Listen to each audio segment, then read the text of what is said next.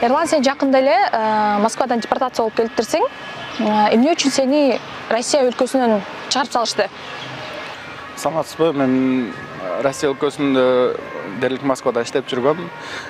Регистрациям мыйзамдуу эле жасагам, Сахаровадан өтүп, андан кийин көчөдө рейдке түшүп калдым. Барганда биздикин регистрациябыз действует деп чыккан. Андан кийин эле сиздин регистрацияңыз аннулировать болуп кетти деп айтып, андан кийин бизди сотко ишке ашырып салды.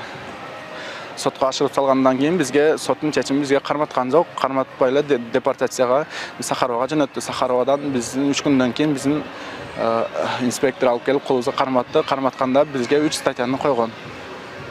3 статьяны койгондо, ал жерде окусам, мен милициялар задержание фальшивой миграционка деп ошол жерде турат.